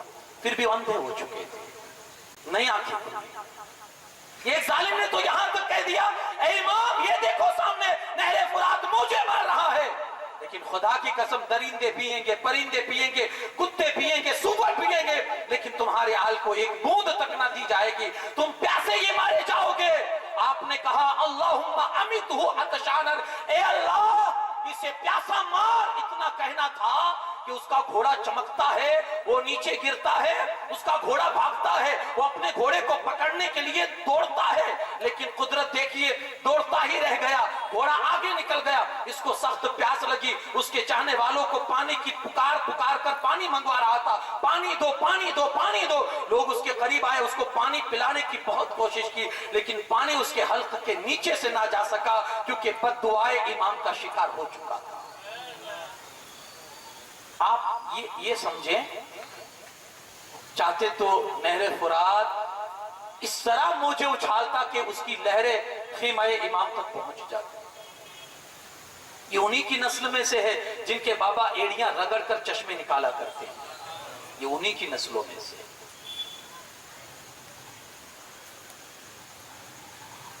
کئی کرامتیں آپ نے کربلا کے میدان میں لوگوں نے آپ کی طرف سے دیکھی, کئی کرامتیں, لیکن وہ غفلت کا پردہ اور بدبختی کا ایسا جنون ان کے اوپر سوار تھا نا کہ اللہ نے ان کو اندھا کر دیا تھا. آنکھ رکھ کے بھی نہیں دیکھتے تھے, اللہ نے انہیں بہرا کر دیا تھا, کان رکھ کر بھی انہیں کوئی بات نہیں سنائی دیتی تھی. وہ گونگے بہرے اندھے ہو چکے تھے, کوئی چیز انہیں نہیں دکھتی, بس ایک ہی دنیا کا نشہ, یزید یہ کر دے گا, ابن زیاد اتنی حکومت دے دے گا, یہ کر دے گا, وہ بس یہی دھن سوار تھی ان کے اوپر. بالآخر ادھر جب جنگ کی شروعات ہوئی تو سب سے پہلے تو جو جانثار تھے نا وہ میدان میں آئے, ایک ایک کر کے سب آ رہے ہیں. حبیب بن مظاہر, حضرت بریل بن نزیر, حضرت مسلم بن اوسجا صدی, یہ جو جانثار کی ٹیم ایک آپ کے ساتھ تھی وہ آئی, ایک ایک کر کے آ رہے ہیں اور ایسی بہادری اور ایسی جانثاری کا ثبوت دے رہے ہیں کہ کئی لوگ سامنے والی کی فوج سے, یزیدی فوج سے کئی لوگ مر گئے, کئی لوگ. تو اس کو خدشہ ہوا کہ یار اس طرح جائیں گے تو یہ ایک ایک کر کے سب کو یہ نپٹا ڈالیں گے, ایسے مت جاؤ, ایک بار یہ حملہ کرو. 32 جانثار امام پاک کے کھڑے میدان میں, 32. ادھر ابن سعد نے 500 تیر انداز اور نیزہ کرنے والوں کو 500 کو ان کے مقابلے کے لیے بھیج دیا، اور ادھر الگ سے بھیجا کہ تم ادھر سے نیزے برساؤ اور تم ادھر سے نیزے برساؤ، یہاں تک کہ چاروں طرف سے نیزوں کی بارش شروع ہو گئی۔ امام کے جانثاروں نے بھی اپنی جانثاری کا ثبوت پیش کیا اور چاروں طرف سے لڑتے رہے۔ یہ ہے چاروں طرف سے جب تیروں کی بھجار آتی رہی، کئی اس میں شہید بھی ہوئے، اور پھر کچھ لوگ وہاں سامنے والے کی یزیدی فوج میں سے بھی شہید ہوئے۔ الغرض یہ کہ 32 جانثار، جس میں حضرت حر بن یزید بھی تھے، حضرت حبیب بن مظاہر بھی تھے، حضرت زہر بن قین بھی تھے، یہ جانثاروں میں بڑے بڑے جو تھے جن کی شہادت، حبیب بن مظاہر کی جب شہادت ہوئی نا تو میرے امام کے دل پر بڑا صدمہ ہو گیا، اور آپ کا چہرہ اتنا پریشانی کے عالم میں اور غم میں اتنا ایسا ہو گیا کہ حر بن یزید نے جیسے امام کے چہرے کو دیکھا نا تو وہ سمجھ گئے کہ میرے امام کو بہت تکلیف ہوئی ہے، تلوار لے کر سواری پر بیٹھتے ہیں اور اس طرح سے جا کر نکلتے ہیں اور ایسی بہادری اور جانثاری کا ثبوت دیتے ہیں۔ کئی لوگوں کو کاٹنے کے بعد حضرت حر بن یزید بھی امام پاک کے قدموں پر اپنی جان کو قربان کر دیتے ہیں۔ زہر بن قین، حبیب بن مظاہر، حضرت حر بن یزید، اس طرح سے کئی جانثار جتنے بھی تھے سب نے ایک ایک کر کے اپنی جان قربان کر دی۔ لیکن یہ سعادت جو کرب و بلا کے میدان میں ان جانثاروں کو جو حاصل ہوئی کہ جب تک ان میں کا ایک بھی باقی تھا، نبی کے خانوادوں میں سے کسی کو بھی اندر آنے میدان میں نہیں جانے دیا، اور نہ اتنے تیر برسے، لیکن کوئی تاریخ کی کتاب یہ نہیں بتائے گی کہ ایک تیر نے بھی کسی نبی کے شہزادے کو زخمی کیا ہو جب تک یہ زندہ تھے جانثار۔ نہیں، ہر مقام پر یہ لوگ آگے آئے، ہر جگہ پر انہوں نے اپنے آپ کو آگے کیا ہے کہ نہیں حضور پہلے ہم ہیں، پہلے غلام ہیں، بعد میں آقا۔ ہم نہیں چاہتے کہ ہماری نظروں کے سامنے ہمارے آقا کو ایک تیر بھی چبھ جائے یا ان کے پاؤں میں بھی ایک چبھن آ جائے، ہم نہیں چاہیں گے۔ سارے جانثار جتنے بھی تھے سب نے اپنی قربانی دے دی۔ اب نمبر آیا خانوادہ مصطفیٰ صلی اللہ علیہ وسلم کا۔ سب سے پہلے امام مسلم جو تھے ان کے خانوادے کے لوگ آگے آتے ہیں۔ حضور اجازت دیجیے، حضرت عبداللہ بن مسلم، امام مسلم کے لڑکے، کہا بیٹا تمہارے لیے کافی نہیں ہے کہ تمہارے باپ شہید کر دیے گئے، تمہارے دونوں بھائی شہید کر دیے گئے، اب تم جاؤ گے، بچے گا کون؟ کہا حضور ان کے پاس زندگی کیا ہے اور میں ان کی جان کا بدلہ نہ لوں؟ میرے بھائیوں کو کس بے دردی کے ساتھ ان ظالموں نے کہ ہمیں آج تک پتہ نہیں چلا ہے کہ وہ کس حال میں، وہ کہاں ہے، اب بھی ہم جیے، اب بھی ہم جیے۔ امام مسلم کے اس شہزادے نے ایسی گفتگو کی کہ امام پاک تھاڑے مار مار کے رونے لگے۔ کہا بیٹا ٹھیک ہے کہ تم یہی چاہتے ہو تو پھر جاؤ۔ گئے میدان میں اور اس جابات اور بہادری کے ساتھ آپ نے وہ جوہر دکھائے کہ زمانے میں اس وقت کے لوگوں نے دیکھ لیا کہ نہیں، علی کا گھر بھی کیا گھر ہے جس گھر کا ہر ایک بچہ جہاں پیدا ہوا شیر خدا معلوم ہوتا ہے۔ بھتیجے کو جب شہید ہوتے دیکھا تو حضرت مسلم کے جو دوسرے بھائی تھے وہ بھی میدان میں آ گئے۔ حضور اب ہمیں اجازت دیجیے، ہمارے بھتیجے کو جس بے دردی کے ساتھ انہوں نے مارا ہے ہم نہیں دیکھ سکے، اور اب ہمارے رگوں میں بس ایک ہی بات ہے اور ایک ہی ہمارے دل میں سے آواز آتی ہے، بس انتقام۔ ان لوگوں سے انتقام لینا ہے اپنے بھائی کا، اپنے بھتیجوں کا، جو انہوں نے بے دردی کے ساتھ ہمارے بھائی اور بھتیجے کو مارا ہے۔ آپ کی اجازت ہوئی تو امام مسلم کے جو دوسرے بھائی تھے وہ بھی میدان میں آئے اور انہوں نے بھی ایک ایک کر کے اپنی جان آفری کی آبادی کی۔ ایک ایک کر کے سب شہید ہو رہے ہیں۔ وقت کون سا ہے؟ دوپہر کا ہے۔ جب جمعہ کا وقت قریب آیا آپ نے کسی یزیدی سے پوچھوایا کہ یار ان سے کہو کہ یہ ہمیں نماز پڑھنے کا وقت ہو چکا ہے، اجازت دیں گے؟ جنگ چالو ہے، لوگ شہید ہو رہے ہیں، امام کے جانثاروں کی لاشیں پڑی ہوئی ہے، خیمہ میں ہنگامہ مچا ہوا ہے، کوہرام برپا ہے، ایک سناٹا چھایا ہوا ہے، لوگ اتنے غمگین ہیں، کچھ بولا نہیں جا رہا ہے، بولے بھی تو کیا بولے، اتنا صدمہ ہے، بولا نہیں جا رہا ہے۔ اور اس بیچ میں بھی میرے امام کو اگر کسی چیز نے بیدار کیا کہ حسین وقت دے کون سا ہے، میرے امام کہتے ہیں ان یزیدیوں سے کہو نماز پڑھنے دیں گے؟ تو ایک ظالم بدبخت یزیدی کہتا ہے حسین پڑھ کے بھی کیا کرو گے، قبول تو نہیں ہونے والی۔ اللہ اکبر۔ ایک امام پاک کے جانثار بغل میں کھڑے تھے، کہا ظالم تو سمجھتا ہے کہ رسول اللہ کے بیٹے کی نماز قبول نہیں ہوگی اور تیری نماز قبول ہو جائے گی؟ یہ کون لوگ تھے؟ یہ وہی تھے کوفہ کی گلیوں میں. میرے امام کوفہ میں رہے ہیں نا. جب مولا علی کی خلافت کوفہ میں تھی, دارالحق خلافت آپ نے کوفہ کو بنایا تھا, تو یہی سارے لوگ دیکھ رہے تھے. یزیدی فوج میں یہی تو لوگ تھے جنہوں نے امام کی. لیکن کہتے ہیں نا کہ اپنوں کو ڈبونے میں اپنوں ہی کا ہاتھ ہوتا ہے. جی ہاں, نیا وہیں ڈوبتی ہے جہاں اپنے ہوتے ہیں. بہت بڑا المیہ ہے ہماری قوم کا یار. سب سے کہ اگر ہماری قوم کوئی بھی آگے بڑھنا چاہے نا, سب سے پہلے ہمارا ہی قوم کا ہوتا ہے جو اسے کھینچ کے نیچے ڈالتا ہے. نہیں, تجھے آگے نہیں بڑھنے دیں. کوئی مسئلہ ہو, یہی نا اتفاقی اور یہی بغض و حسد کی آگ جو ہے نا, آج ہماری سماج اور سوسائٹی کو آگے نہیں بڑھنے دے رہی یار. خدا ایک ہو جاؤ, ایک بنو گے تبھی تمہاری طاقت یکجہت ہوگی اور تبھی تم دنیا کو کچھ دکھا سکو گے. ایک ہو جاؤ یار. ہم مسجد میں ایک نہیں ہے, ہم مدرسوں میں ایک نہیں ہے, اپنے سماج میں ایک نہیں ہے. کہاں ہوں گے قیامت میں؟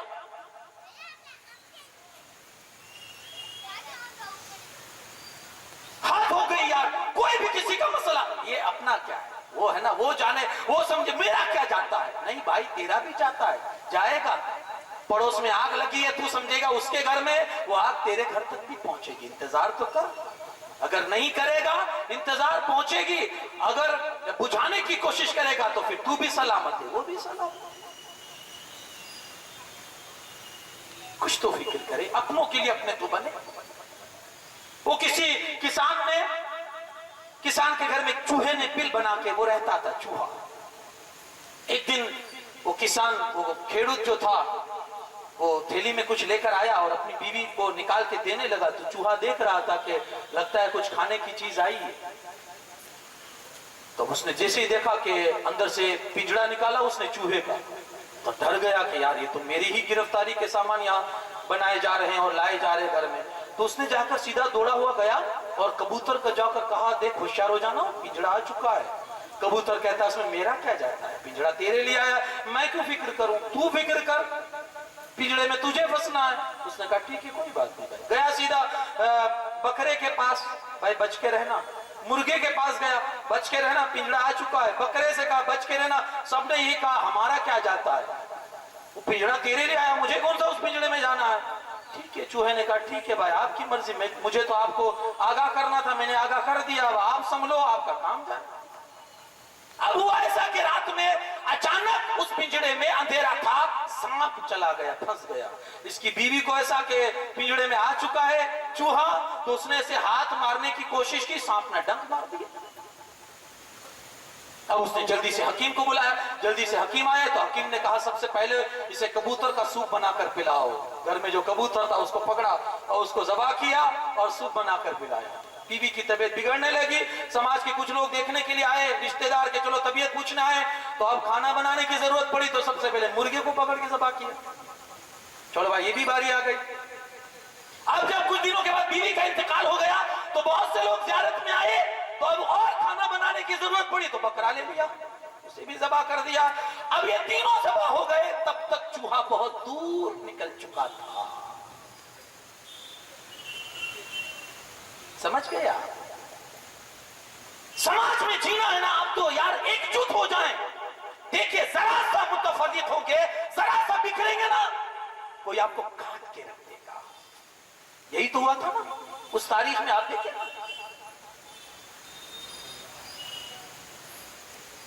ایسے ہی ہم کو توڑا گیا ہے. جی ہاں ایسے ہی توڑا گیا. ہم جتنے الگ ہوں گے نا اتنے ہی بے قیمت, اتنے ہی گر جائیں گے, اتنے ہمارے دام سستے ہو جائیں گے, ہماری قیمت جائے گی. جتنے ہم الگ ہوں گے.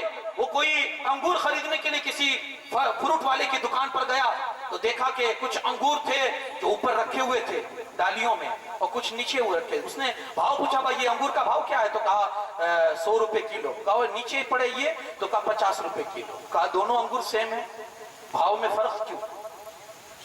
دونوں انگور سیم ہے, بھاؤ میں فرق کیوں؟ تو کہا آپ نہیں سمجھتے, وہ ڈالی کے ساتھ جڑے ہوئے, وہ گچھے کے ساتھ ہے نا, اس لیے بھاؤ زیادہ ہے, اور یہ الگ ہو چکے نا اس لیے دام کم ہو گیا. یہ سمجھ گیا نا, سماج کے ساتھ جڑے رہیں گے دام انمول رہیں گے, الگ ہو جائیں گے بے بے قیمت اور بے دام ہو جائیں. کربلا میں وہی لوگ تھے अपने थे कभी, जो कभी खुतबा पढ़ा करते थे इमाम की तारीफों का, वो वही लोग थे। एक एक करके जब सारे जानिसार इमाम पाक की बारगाह में इतनी शहादत का जाम पी गए और शहीद हो गए, अब बारी आई इमाम मुस्लिम की जो औलाद थी और आपके जो भाई थे वो गए, वो भी शहीद हो गए। अब हजरत अली करमल्लाहु ताला वजहुल करीम के दूसरे बेटे मोहम्मद बिन अली, उस्मान बिन अली, अब्दुल्ला बिन अली, उमर, ये जो लोग थे, ये अब मैदान करबला में इजाजत के लिए हुजूर की बारगाह में आए। हुजूर इजाजत दीजिए। इमाम पाक ने पहले आपसे भी खुतबा दिया और आपको भी समझाया, तो वो लोग जब इसरार करने लगे कि नहीं हुजूर अब हमें जाना ही होगा और हमारे सामने हमारे भाइयों के साथ जो सुलूक हुआ है तो उसका हमें भी कुछ करारा जवाब देना ही होगा, आपने इजाजत दी। तो इमाम हजरत अली करमल्लाहु ताला वजहुल करीम के दूसरे शहजादे जो हजरत अब्बास के भाई भी थे और मौला अली की दूसरी बीवियों से जो थे वो अब मैदान में आए। और हकीकत में जब कोई भी मैदान में इमाम पाक की बारगाह से जब होकर गुजरता था ना और जाता था ना, 3 दिन के भूखे प्यासे है, हमारी आंखों ने देखा नहीं है लेकिन किताब पढ़ने के बाद अंदाजा हो जाता था कि कहते हैं यार जब वो कूद जाते थे ना, हजारों का लश्कर होता था, 500 एक साथ खड़े होते थे, ये बंदा ऐसे घुसता था कि गाजर मूली की तरह काटता हुआ चला जाता था। लेकिन इंसानियत की भी एक हद होती है, तीर इतने लग जाते थे, नेज़े इतने चुभ जाते थे, घोड़ा जवाब दे जाता था, घोड़ा गिर जाता था तो फिर मजबूर होकर वो भी घोड़े से नीचे गिर जाते थे, जालिम सवार हो जाते थे और इस तरह से फिर शहीद कर डालते थे। हजरत अली करमल्लाहु ताला वजहुल करीम के सारे शहजादे इस तरह से एक एक करके शहादत का जाम आपने नोश फरमा लिया। अब कौन है जो मैदान में आए? इमाम हसन की यादगार, वो जवानी की झलक जिनके चेहरे से झलकती थी, 19 साल का ये नौजवान इमाम हुसैन ने अपनी बेटी सकीना के साथ जिसकी बात तय की थी, जिसका मामला फिक्स किया था, वो नौजवान आकर सामने खड़ा हो जाता है, रोने लगता है। इमाम में आली मुकाम समझ जाते, कहा बेटा किस लिए आओ? कहा इजाजत दीजिए, अब इजाजत दीजिए कि अपने बाप के उस वादे को पूरा करूं। कहा किस वादे की बात करता है? कहा मेरे बाप ने मुझसे लिया था, अब वो वक्त आ चुका है, मैं आपसे नहीं कहूंगा, बस मुझे इजाजत दीजिए। लगाया सीने से, फूट फूट कर मेरे आका हुसैन रोए, अपने भाई की निशानी को देखकर, इमाम कासिम को देखकर फूट फूट कर रोए। कहा बेटा ये रहने दे, एक तू है जिसे देखकर भाई की याद ताजा हो जाती है, तू नजरों से गायब हो जाएगा, किसे देखकर भाई को याद करूंगा, हसन की याद कैसे आएगी? नहीं इजाजत देता। बहुत इसरार बढ़ा, मजबूर में आकर हजरत इमाम आली मुकाम अपने उस शहजादे और अपने भाई के बेटे भतीजे इमाम कासिम को इजाजत देते हैं। इधर इमाम कासिम मैदान में आते हैं, सन्नाटा, चेहरा ऐसे था ना कि देखकर लोगों को लगा जैसे कोई पहलवान हो जो मैदान में आकर कूद पड़ा है। इब्न साद ने कहा अर्ज़क जा निकल, तेरा अब आजमाइश का वक्त आया है, चल जवाब दे। अर्ज़क ने कहा मेरी बेइज्जती मत करो और मैं ऐसे बच्चों को जवाब नहीं देता हूं, ना इनके साथ लड़ता हूं, ये मेरी बेअदबी है और मेरी शान के खिलाफ है। तो इब्न साद ने कहा तो लड़ने तो तुझे जाना होगा। कहा ठीक है, तू इसरार करता है तो मैंने अपने बच्चों को भेजता हूं। 4 बच्चे थे, उसमें से एक से कहा जा बेटा जवाब दे तो तू। बेटा गया, इमाम आली मुकाम के उस शहजादे इमाम हसन मुश्तबा के चहीते लख्ते जिगर हजरत इमाम कासिम ने ऐसा वार किया कि पलक झपकने में वो जमीन पर तड़प रहा था। बाप ने देखा, दूसरे बेटे को हुक्म दिया बेटा तू जा, वो गया, उसके साथ भी यही हाल हुआ। तीसरा, चौथा, चारों बेटे जब उसके कत्ल कर दिए गए, आग भगोला होकर हजरत इमाम कासिम पर झपटता है और कहता है कासिम अब मेरी तलवार के वार से अपने आप को बचा सकते हो तो बचाओ। इमाम पर ऐसा उसने वार किया, हजरत कासिम ने बहुत बचा के अपने आप को बचाया। फिर आपने वार किया तो वो भी अपने आप को बचा लिया, उसने भी। फिर उसने ऐसा वार किया, आपने रोका, लेकिन आपको थोड़ी तकलीफ भी उसमें हुई। लड़ रहे थे, वार पर वार कर रहे थे, काफी देर इस तरह से नेज़े चलते रहे। आखिर में एक वक्त वो आया कि उसने ललकारा जब इमाम कासिम रज़ी अल्लाह तआला अन्हु को, तो इमाम कासिम कहते यार मुझे हैरत होती है, तेरा इतना बड़ा नाम है, इतना पहलवान तू गर्दाना जाता है, अर्ज़क पहलवान के नाम के नारे लोगों में बुलंद होते हैं, लेकिन हैरत मुझे ये होती है कि अभी तुझे घोड़े की सीन बांधने का सलीका भी नहीं आता है। उसने जैसे ही झुककर घोड़े के नीचे देखा, इमाम ने ऐसा वार किया कि 2 टुकड़े होकर उसका शरीर जमीन पर तड़प रहा था। अब कौन आएगा? अर्ज़क पहलवान जैसे को जो खातिर में ना लाए, वो अली का शहजादा, वो इमाम हसन मुश्तबा का लाडला, वो ताकत में बेमिसाल में जो रगों में जो खून हैदरी तोड़ रहा था, किसे जवाब देते? इमाम कासिम ने जब उसको मार डाला तो फिर एक जुट होकर लोगों ने कहा हमला करो। अब ऐसे इन्हें हमला करोगे, एक एक करके के काटते चले जाएंगे। जब काफी तरफ से नेजों की बौछार आई, मेरे इमाम थक गए, पानी पीने के लिए दोबारा गए अपने चचा के पास। चचा जान एक बूंद दे दीजिए, फिर मैं इनका हाल करता हूँ, वो जमाना याद रखेगा। इमाम ने कहा बेटा सब्र करो, तुम्हारे नाना जान हौजे कौसर पर तुम्हारे लिए पानी का प्याला लेकर खड़े हैं। इतना कहा फिर वापस गए और इस तरह से लड़ते लड़ते अपनी जान जाने आफरी के सुपुर्द करके इस तरह से आप की शहादत हो जाती है। गिरते हैं, आवाज लगाते हैं, या अम्मा अदरिकनी, चचा मुझे संभालो, चचा मुझे संभालो। हजरत इमाम हसन इमाम हुसैन दौड़ते हैं, अपने भतीजे के लाशे को हाथ में लेते हैं, गोद में संभाला, चेहरा साफ किया, बाल साफ किए। इमाम कासिम ने आंख खोली और मुस्कुराकर, आप अभी मुस्कुरा ही रहे थे कि आपका विसाल हो गया और आपकी शहादत हुई। इन्ना लिल्लाहि व इन्ना इलैहि राजिऊन। इमाम कासिम शहीद हो गए। हजरत अब्बास अलम बरदार, जिनके हाथ में पूरी फौज का अलम था, जिन्होंने अलम को उठाया, हुजूर कई शहीद हो चुके हैं और अब सकीना की प्यास नहीं देखी जाती। बच्चे तड़प रहे हैं खीमों में, कई दिन के भूखे प्यासे हैं। अब अब्बास से नहीं रहा, इजाजत दीजिए पानी का एक मशकिजा लेकर आऊं। इमाम हुसैन ने कहा भाई तू चला जाएगा, मेरे लश्कर की अलम बरदारी कौन करेगा, सिपह सालारी कौन करेगा?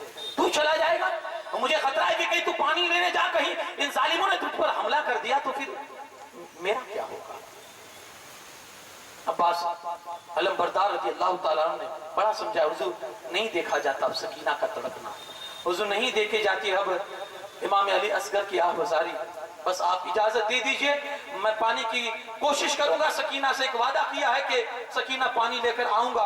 मशकिजा उठाते हैं, घोड़े पर बैठते हैं, मेरा इमाम उन्हें रुखसत करता है, जाते हैं, घोड़े को एड़ लगाते हैं और फुरात की तरफ अपना घोड़ा बढ़ाते हैं। जालिमों ने जब देखा कि एक इमाम के खीमे से निकलकर फुरात, नहरे फुरात की तरफ अपना घोड़ा बढ़ाया जा रहा है, आवाज बुलंद होती है, खबरदार अगर ये पानी खीमे हुसैन तक पहुंच गया तो फिर कोई करबला के मैदान में यजीदी नहीं बाकी रहेगा, बचाओ, रोको इन्हें, पानी हरगिज ना लेने पाए। तीरों की बौछार हो गई।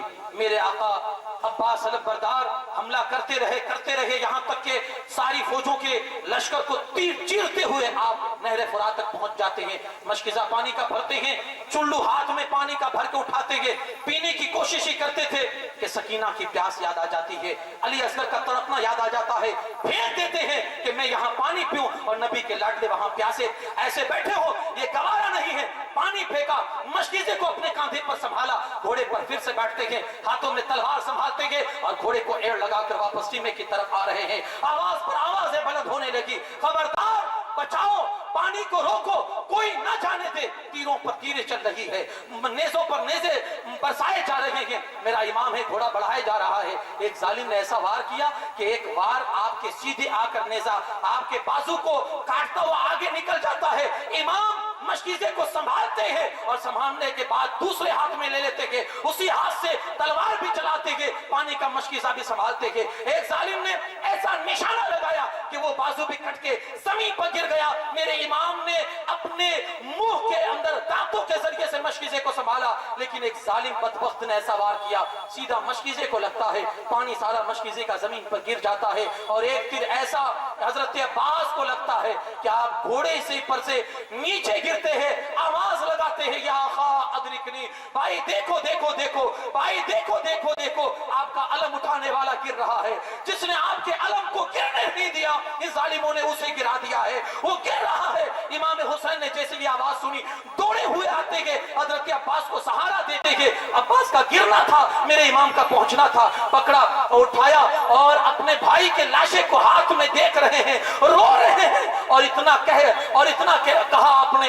अब से हुसैन की कमर टूट गई, अब तो हुसैन की कमर टूट गई, मेरा भाई अब्बास जा चुका है, अब हुसैन अलम किसके हाथ में देगा, उसके फौज की सिपे सालारी अलम बरदारी कौन करेगा? आप उठाए और उसको लाकर उनके लाशे को खीमे में रखा। अब कौन है जो मैदान में आए?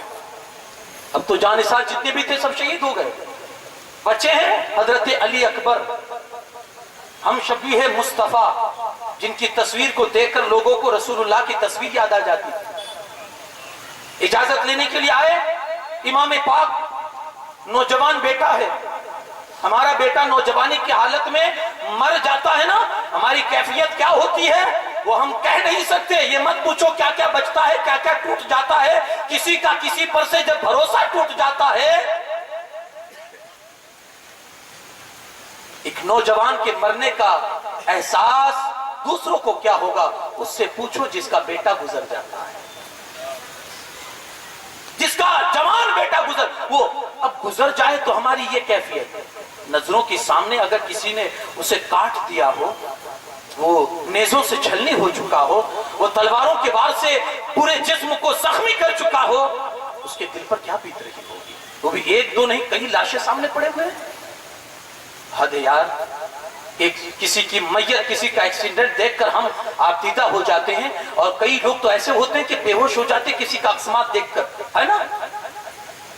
रोड पे जा रहे, अकस्मात हुआ, एक्सीडेंट हुआ, खून इतना देख लिया कि आदमी बेहोश हो जाता है। किसी जानवर को ज़बह होते होते कई ऐसे नाजुक मिजाज होते हैं जो बेहोश हो जाते हैं। कई लोग ऐसे होते हैं जो कुर्बानी के वक्त वहां नहीं खड़े होते, यार हम खून नहीं देख सकते, यार हमें कुछ होने लगता है। कुर्बान जाओ उसके सब्र पर।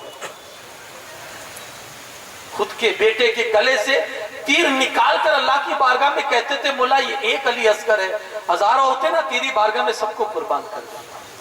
तेरी मर्जी यही है ना, हुसैन की भी यही मर्जी है। अली अकबर आए, इजाजत दी, गए। जैसे ही मैदान में हजरत अली अकबर पहुंचे ना, लोगों को ऐसा लगा जैसे अंधेरे में जैसे सूरज निकल आया, चारों तरफ रोशनी। आखिर बेटा किसका है? इमाम हुसैन रज़ी अल्लाह तआला अन्हु का बेटा है। और हजरत मखदूम पाक लताइफ अशरफी में लिखते हैं, अल्लाह पाक ने इमाम हुसैन को इतना हुस्न दिया था कि जहां तारीकी में आप बैठ जाते थे, अंधेरे में आप बैठ जाते थे ना, तो आपके चेहरे अनवर की रोशनी से आगे कितनी जगह तक रास्ता मुनव्वर हो जाता था। उस हुसैन के बेटे अली अकबर है, और वो भी कौन से बेटे, जिनकी शक्ल में लोगों को शक्ल मुस्तफा नजर आती थी।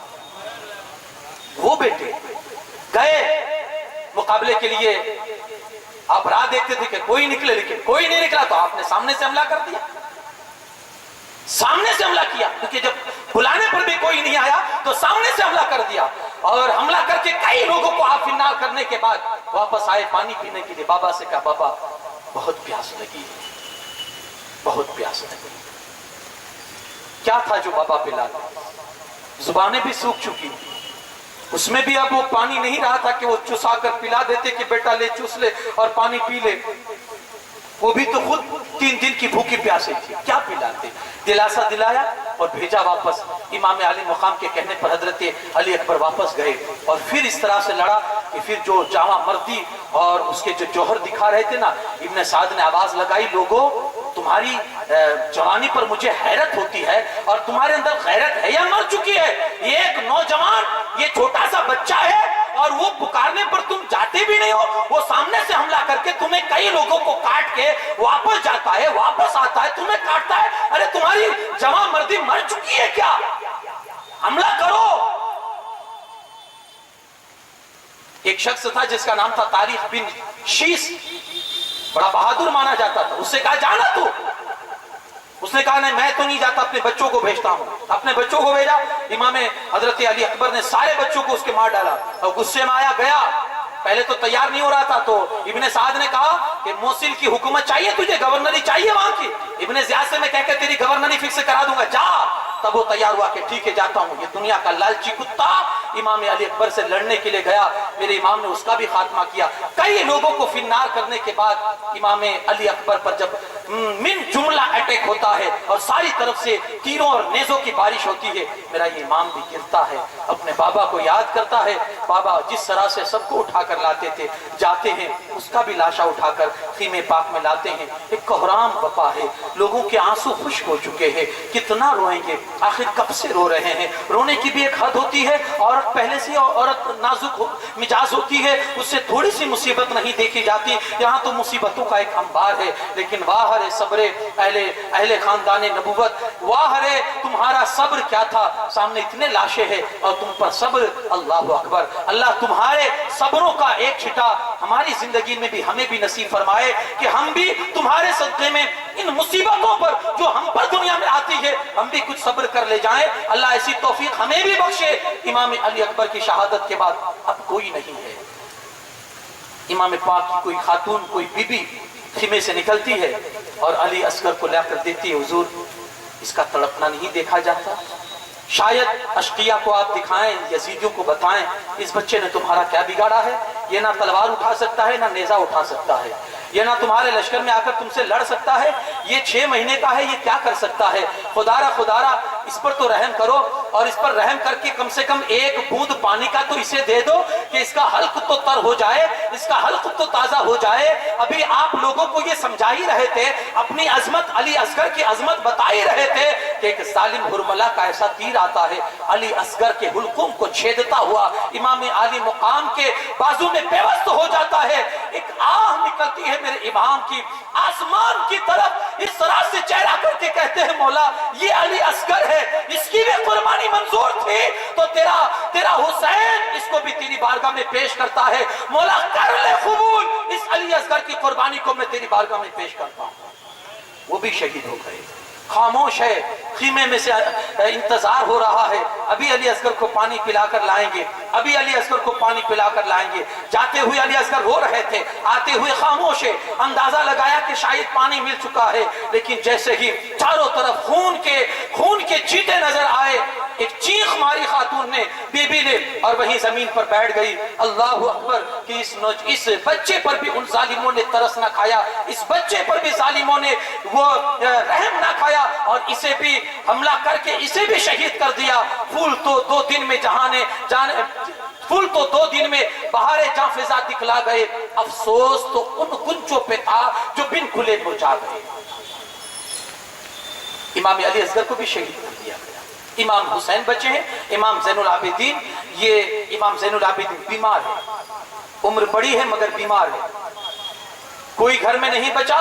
तलवार लेकर तलवार को सहारा देते हुए, टेक देते हुए खड़े होते हैं और कहते हैं अब्बा मुझे इजाजत दीजिए। कहा बेटा तुम तो बीमार हो, तुम कैसे जाओगे। कहा अब्बा देखो ना खड़ा तो हो गया, हाथ में तलवार है, आप इजाजत तो दीजिए। देखिए फिर अली का शेर अली की ताकत का मुजाहरा कैसे करता है, अली के ताकत के जौहर लोगों को कैसे दिखाता है, आप इजाजत दीजिए। इमाम का दिल भर आया, कहते हैं बेटा कोई नहीं जो मेरे खानवादे को जो मदीना तक पहुंचाए, इनकी देख रेख करे, इनकी देखभाल करे, इनकी हिफाजत करे, इनका कोई मुहाफिज नहीं बचा। अली अकबर जा चुके, कासिम जा चुके, अब्बास अलम बरदार जा चुके, अब कौन है जो इस बच्चे कुचे काफिले को मदीना पहुंचाएगा। कोई तो ऐसा जिम्मेदार होना चाहिए। बेटा मैं तुझे जिम्मेदारी सौंपता हूं, मेरे काफिले को मदीना पहुंचा देना। बेटा तू जिंदा रहेगा, तुझी से तो नस्ले हुसैनी चलनी है। यहां मेरे इमाम की करामत भी नजर आती है, जहां सब लोग शहीद कर दिए गए, लोग इनको छोड़ेंगे, लेकिन मेरे इमाम की जुबान से निकला था बेटा तुझसे तो नस्ले हुसैनी चलेगी। और कायनात गवाह है कि जालिमों ने, यजीदियों ने बहुत कोशिश की इमाम ज़ैनुल आबिदीन को मारने की, लेकिन वो मार ना सके क्योंकि दुआए हुसैन उनके साथ थी। कहा बेटा तू नहीं जा सकता, खुद खड़े हुए, अपने तबरुकात जो थे, अपने अकाबिरीन के, अपने खानवादे के तबरुकात निकाले, हुजूर अलैहिस्सलातु वस्सलाम का अमामा पहना, हजरत सैयद अमीर हमजा की ढाल मुबारक अपने बदन पे डाली, जाफर तैयार का नेजा लिया और जुल्फ़िकार हैदरी को हाथ में संभाला। इजाजत चाहिए अपने घर की खवातीन से। बीबियां रोने लगी, ज़ैनब कुबरा रो रो के निढाल हो चुकी है, क्योंकि पूरा कुंबा है जो सामने शहादत का जाम नोश करके इत्मीनान की नींद सोया हुआ है। औरत है आखिर, कितना सब्र करती, सब्र का पैमाना लबरेज हो गया। कहा भाई हुसैन किन लोगों के नरगे में छोड़ के जाते हो, जिन्होंने अली असगर को नहीं छोड़ा, आप क्या समझते आपके बाद ये हमें छोड़ देंगे। अगर इन्होंने आपके घर की बीबियों के साथ बदतमीजी की, कौन हाथ होगा जो हमें बचाएगा। इमाम ने दिलासा दिलाया और सिर्फ इतना जुमला कहा, अल्लाह के भरोसे छोड़ के जाता हूं, अल्लाह तुम्हारा मुहाफिज और निगहबान है। سب کو الوداع کہنے کے بعد جب جانے لگے، سکینہ تھی آئی پیچھے سے بابا کا ہاتھ پکڑ لیتی ہے، دامن پکڑ لیتی ہے. بابا کہاں جا رہے ہو؟ وہاں جہاں سے کوئی پلٹ کر نہیں آیا. وہاں جا رہے ہو جہاں سے علی اصغر بھی واپس نہیں آیا. بابا مت جائیے، ہمیں آپ کا ایک سہارا آسرا ہے، آپ چلے جائیں گے یہ نہیں چھوڑیں گے. یہ درندے، یہ جانور قسم کے لوگ ہیں. بابا یہ آپ کے جانے کے بعد ہم پر کیا ظلم کریں گے، ہمیں کتنا ستائیں گے، ہمیں کتنا ماریں گے، ہم یہ سوچ کر کام جاتے. بابا نہ جائیں، بابا نہ جائیں. امام پاک نے بچی کو تسلی دی، سینے سے لگایا اور حضرت زینب سے کہا زینب سکینہ کو سنبھالو، زینب سکینہ کو سنبھالو. جب دور سفر پہ جاتے ہیں نا، بچی بیٹی اللہ کی بہت بڑی رحمت ہوتی ہے. جس کے گھر چھوٹی بچی ہے نا اس کو احساس ہوگا نا کہ بیٹی ارے یار سینے پر آ کر بیٹھ جاتی ہے نا، پورے دن کی تھکن اور تھکاوٹ دور ہو جاتی ہے. وہ بیٹی جس کے بارے میں حضرت سکینہ خود کہتی ہے کہ بابا میری عادت ہے آپ کے سینے پر سر رکھ کر سونے کی، کل کس کا سینہ ڈھونڈوں. یہ دکھ بھری داستان کس انداز میں بیان کی جائے. پڑھتے ہیں تو رونا آتا ہے، بولتے ہیں تو رونا آتا ہے. کسی نے کہا تھا کہ کلیجہ شق ہوا مظلومیت کی انتہا لکھ کر، قلم بھی رو دیا نام شہید کربلا لکھ کر. اور علامہ سائم کہتے ہیں، سائم کمال ضبط کی کوشش تو کی مگر آنکھوں کا پلکا توڑ کے آنسو نکل گئے، پلکوں کا ہلکا توڑ کے آنسو نکل گئے. کس طرح سے روکے. امام نے سب کو الوداع کہا، گئے میدان میں. ابھی میدان میں آنے کے بعد پھر آپ نے اتمام حجت کے لیے لوگوں کو پھر سے بلایا. دیکھو ابھی پھر آپ کو بول رہا ہوں، میں کون ہوں مجھے پہچان دو. ابھی بھی تمہارے لیے وقت ہے. میری عظمت کیا ہے؟ میرے بچوں کو تم نے شہید کر دیا، میرے جوان بھائیوں کو تم نے بے دردی کے ساتھ مار دیا، لیکن حسین اب بھی تم سے کہتا ہے اب بھی وقت ہے، سمجھ جاؤ. حسین تمہارے حوالے سے حسین میدان محشر میں اللہ کی بارگاہ میں تمہارے حوالے سے باتیں کر لے گا. ابھی بھی وقت ہے، باز آ جاؤ، میرے خون سے اپنے ہاتھوں کو رنگین نہ کرو، اپنی آخرت کو نہ برباد کرو. ابھی بھی وقت ہے، سمجھ جاؤ سمجھ جاؤ. اتنی دیر خطبہ دینے کے باوجود بھی ظالموں کی طرف سے ایک ہی جواب آیا، یا تو ہاتھ دیجئے یزید کے ہاتھ میں یا لڑنے کے لیے تیار ہو. میرے امام کہتے ہیں یہ تو کبھی نہیں ہو سکتا ہے. مرد حق باطل کے آگے سر کٹا سکتے ہیں مگر سر جھکا سکتے نہیں. یہ امام حسین کا کردار تھا. کیسے آپ آخر ہاتھ دے دیتے، کیسے دے دیتے؟ کہا دینا ہوتا تو پہلے دے دیتا، علی اصغر کو کیوں جانے دیتا، علی اکبر جیسے جمع بیٹوں کو کیوں دیتا، امام حسن کی یاد کو کیوں تمہارے حوالے کر دیتا، بھائی عباس جیسے بھائی کو میں اس طرح سے قربان کیوں کروا دیتا. دینا ہوتا تو پہلے سوچ لیتا. یہ تو کبھی نہیں ہو سکتا ہے. تو کافر حسین تیار ہو جاؤ. ابن سعد نے معلوم تھا کہ ابھی حسین باقی ہے. جو سورما تھے اپنے وقت کے، جو بڑے بڑے پہلوان تھے، ان کو بچا کے رکھے تھے ظالم نے کہ وقت آنے پر یہ کام آئے گے. امام حسین کے مقابلے میں جانے کے لیے یہ کام آئیں گے، بچا کے رکھے تھے اس نے ظالم نے. جیسے ہی امام پاک نے مبارزت کے لیے آواز دی آؤ بھیجو، تو اس نے ان لوگوں کو اکسایا، جاؤ حسین میدان میں آ چکے ہیں، اب جاؤ دیکھتے ہیں حسین کا مقابلہ کون کرتے ہیں. جاؤ. ایک ایک پہلوان کو بھیج رہا ہے، لیکن کس کے سامنے بھیجا جا رہا ہے؟ اگرچہ میرے آقا حسین 56 سال 5 مہینے 5 دن کے تھے. کتنے؟ 56 سال 5 مہینے 5 دن کے تھے جس وقت آپ کی شہادت ہوئی ہے. لیکن اس کے باوجود بھی ایسا محسوس ہوتا تھا کہ کوئی جوان ہے جو کربلا کے میدان میں جنگ لڑ رہا ہے. امام علی مقام گئے، کئی پہلوان آئے، آپ نے سب کو اپنی جوہری دکھا کر اور اپنی جو جگہ مردی تھی اور آپ کے اندر جو قوت حیدری کی طاقت جو تھی، قوت حیدری اور ذوالفقار حیدری جو آپ کے ہاتھ میں تھی، اس کا پاور زمانے کو دکھایا.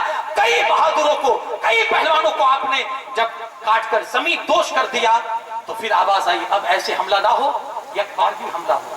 چاروں طرف سے تیر پر تیر، نیزوں پر نیزے، تلواروں پر تلواریں چلائی جا رہی ہے. ایک تنہے آدمی اتنے لوگوں کا مقابلہ کب تک کر سکتا ہے؟ امام علی مقام اتنے زخمی ہو گئے کہ 72 زخم کھانے کے بعد جب گھوڑے سے آپ آپ کا گھوڑا پہلے گرتا ہے، پھر آپ گھوڑے سے نیچے گرتے ہیں تو ایک ظالم سنان آتا ہے اور آپ کے اوپر آ کر سوار ہو جاتا ہے۔ اتنے زخمی تھے آپ، پہچان نہیں سکے کہ کون ہے۔ آپ نے پوچھا کون ہے؟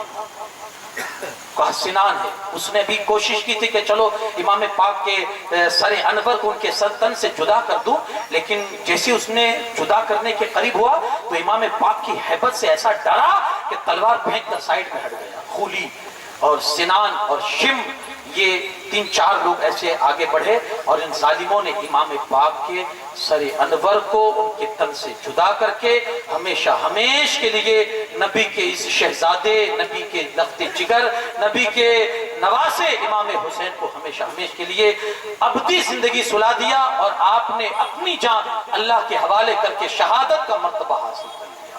انا للہ و انا الیہ راجعون۔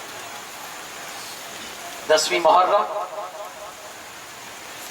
جمعہ کا وقت تھا، ختم ہونے کے قریب کا ماحول تھا۔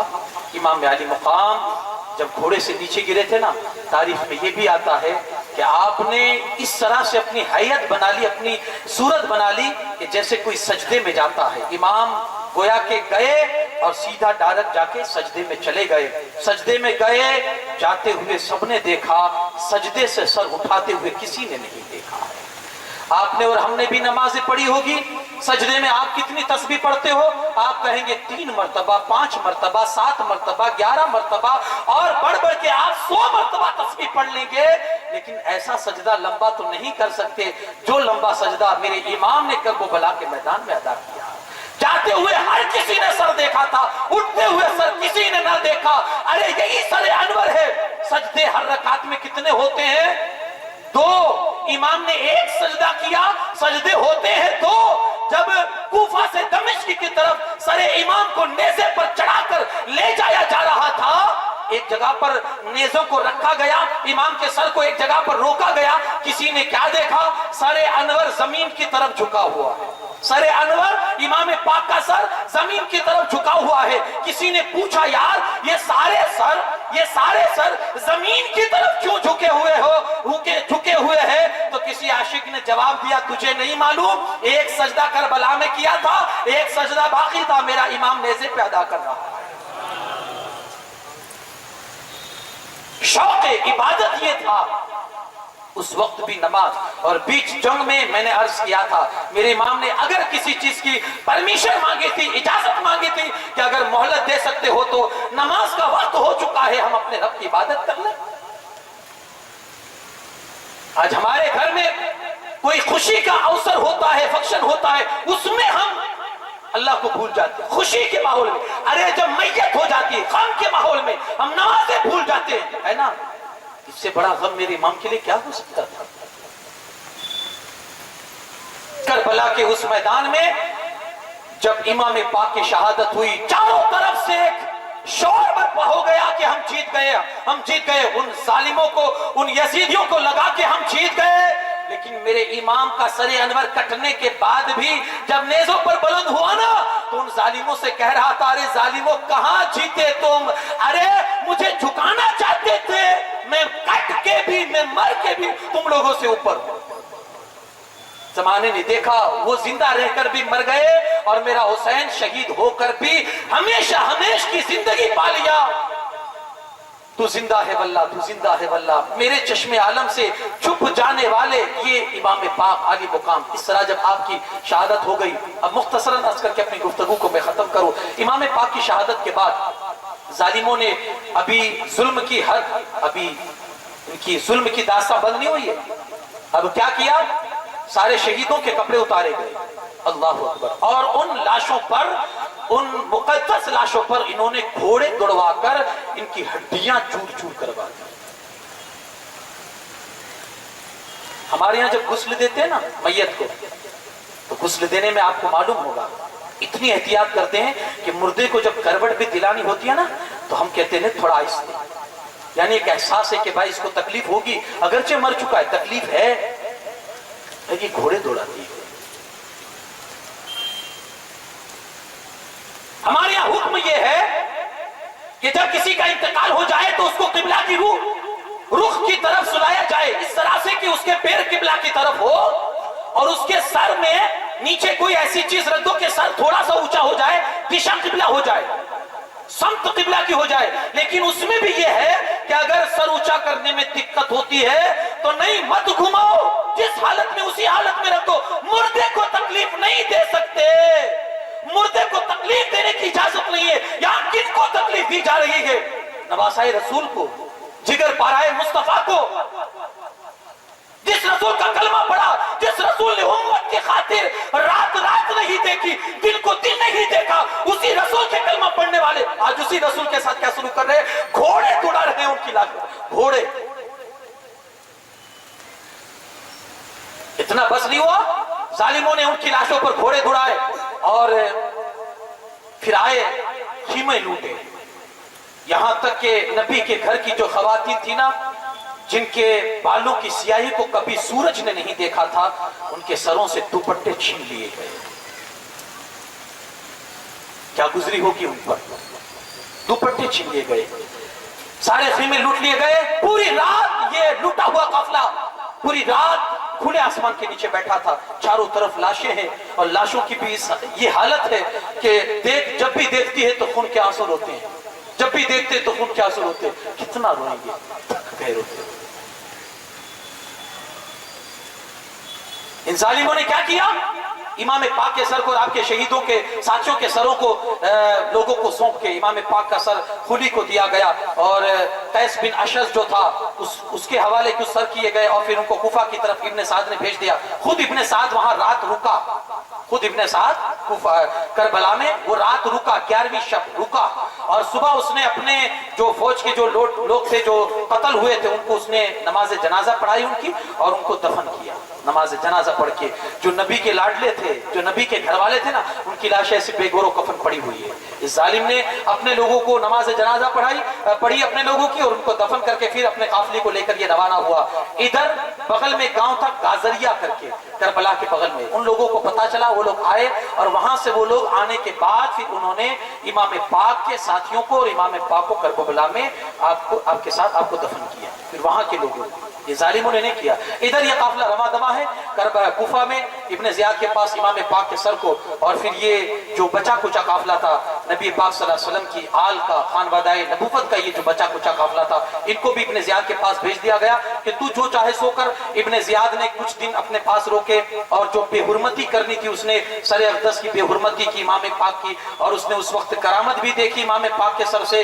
کوفہ کی گلیوں میں سب لوگوں کو گھمایا گیا, سب کے سروں کو گھمایا گیا. وہ عورتیں کہ جن کے لیے بازار میں گھومنا کیا بہت بڑی بات ہے, جن کو کبھی آسمان کی چھت نے بھی نہ دیکھا تھا, وہ آج کوفہ کی گلیوں میں گھمائی جا رہی ہے. اس طرح سے پھر ابن زیاد نے شمر اور اس کے ساتھیوں کی کچھ فوج کے ساتھ امام کے سر اور آپ کے ساتھیوں کے سر اور امام کے بچے کچھ قافلے کو دمشق یزید کے دربار میں بھیج دیا. اس راستے میں جو امام پاک کے سر انور سے جو کرامتوں کا ظہور ہوا تھا آپ دیکھیں گے, حیرت میں پڑ جائیں گے. بیچ میں راستے میں راہب کا مسلمان ہونا, سر اقدس سے اس کا کرامت کا ظہور ہونا, اس کو کرامت دیکھ کر مسلمان ہونا, آگے بڑھنا, راستے میں کئی محبین سے سامنا کرنا.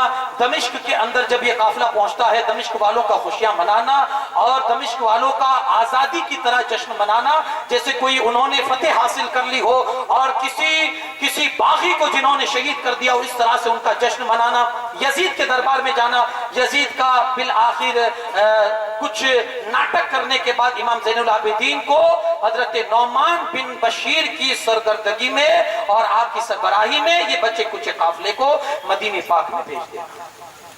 یہ کربلا کا ایک مختصر سفر تھا, مدینے سے شروع ہوا تھا, مدینے کا سفر مدینے پر ختم ہوا. امام پاک کے سر اقدس کے حوالے سے تاریخ الگ الگ ہے. کسی نے کہا کہ واپسی میں لوٹتے ہوئے جب یہ لوگ کوفہ سے کربلا سے ہوتے ہوئے واپس ہوئے تھے مدینہ جانے کے لیے تو انہوں نے سر اقدس کو امام پاک کے ساتھ تن مقدس کے ساتھ دفنا دیا کربلا ہی کے میدان میں. ایک روایت یہ بھی ہے کہ سر اقدس کو مدینہ پاک میں لا کر جنت البقیع میں حضرت فاطمہ زہرا سلام اللہ علیہا اور حضرت امام حسن مجتبی کے پاس امام حسین کے سر اقدس کو دفنایا گیا. ایک روایت یہ بھی ہے. یہ اتہاس تھا کربلا اور داستان کربلا کا, جس میں امام کے خانوادے کے ساتھ جو سلوک کیا گیا خود بلا کر پھر خود ان کو ان کے ساتھ بے وفائی کر کے کس بے دردی کے ساتھ ان کو شہید کیا، رہتی دنیا تک یہ تاریخ کبھی بھلائی نہیں جائے گی۔ اور جب بھی تاریخ سال میں پلٹ کر آئے گی، اس تاریخ کو پڑھ کر رویا جائے گا، اور زمانہ جب بھی زندہ رہے گا، جب تک زندہ رہے گا، اس امام کی یاد کو تازہ کرتا رہے گا اور اسے کہتا رہے گا، اے کربلا کی خاک، اے حسین ابن علی، تیری شہادت کو سلام، دین حق اب نہ کسی دور میں تنہا ہوگا۔ کربلا کی خاک، اس احسان کو نہ بھول، تڑپی ہے تجھ پہ لاشیں جگر گوشہ بطول، مظلوم کے لہو سے تیری پیاس بجھ گئی، سیراب کر گیا تجھے خون رگ رسول۔ یاد رہے گی رہتی دنیا تک کو، میرے امام نے حق و باطل کے بیچ میں ایسی لکیر کھینچ دی ہے کہ کربلا کی جنگ نے یہ فیصلہ کر دیا، حق کیا ہے اور باطل کیا ہے، حسینیت کیا ہے، یزیدیت کیا ہے۔ یزید کے پاس جو یہ خمار تھا، ایک جنون تھا، میرے پاس طاقت ہے اور میں اس طاقت کے بلبوتے پر جیتوں گا۔ وہ سمجھا میں جیت گیا، وہ سمجھا میں بچ گیا تو میں جیت گیا۔ میرے حسین کے سر انور نے اور شہادت نے یہ ثابت کر دیا، ارے نادان تو کیسا جیتا ہے کہ آج بھی اگر کوئی تیرا نام لیتا ہے تو چھپ کر لیتا ہے، اور ایک میرا آقا حسین ہے، جب زبان پر نام آتا ہے سینہ نام کے ساتھ چوڑا ہو جاتا ہے، جو دلوں پر فتح کرے وہی ہے فاتح زمانہ۔ آج بھی اس نام کو لے کر لوگ بلندی محسوس کرتے ہیں، آج بھی ہمارے آقا حسین کا نام وہ نام ہے کہ جب آ جاتا ہے فخر آتا ہے۔ ہمارا آقا وہ آقا ہے کہ تیرے نام کے آنے سے ہمیں فخر محسوس ہوتا ہے، اور یزید کا نام وہ نام ہے کہ کربلا کی تاریخ کے بعد آج تک اپنے تو اپنے ان لوگوں نے بھی یزیدی کسی نے نام نہیں رکھا۔ اتنا شرمندہ ذلیل ہوا، میں نے عرض کیا تھا اس کی قبر کا آج نشان نہیں، لیکن میرے امام کا گنبد آج بھی جگمگا رہا ہے، صبح قیامت تک جگمگاتا رہے گا۔ اللہ پاک اس حسین کی شہادت کا ہم سب کو صدقہ نصیب فرمائے۔ میرا رب امام کے فیضان سے ہم سب کو مالا مال فرمائے۔ کربلا کے امام نے کربلا کی تپتی ہوئی ریت پر اپنے جس مقصد کے تحت قربانی پیش کی ہے، اللہ اس مقصد کو ہمیشہ زندہ رکھے، تابندہ رکھے، قائم رکھے، دائم رکھے، اور اللہ حسینی مشن کو اللہ اور بھی ترقیوں سے نواز دے۔ اللہ پاک ہمیں حسینی بنائے، حسین اعظم کے مشن کو سمجھنے کی توفیق عطا فرمائے۔ اللہ پاک اتنے دن ہم جو یہاں آپ کی محبت میں اور آپ کی بارگاہ میں خراج عقیدت پیش کرنے کے لیے، آپ کا فیضان لوٹنے کے لیے جو ہماری حاضری ہوئی، اللہ اپنی بارگاہ میں اس حاضری کو قبول فرمائے۔ جن لوگوں نے ہمارے حاضری ہونے کے لیے جو اسباب پیدا کیے اور جو سبب بنے، کمیٹی والے، حسینی سنی ینگ کمیٹی، جن کی کاوشیں محنتیں آپ بخوب اپنی آنکھوں سے دیکھ رہے ہیں، 10 روز تک مسلسل ان کی محنتوں کو اللہ جو انہوں نے کی ہے اپنی بارگاہ میں قبول فرمائے، اور امام کا خاص فیضان ان پر جاری و ساری فرمائے۔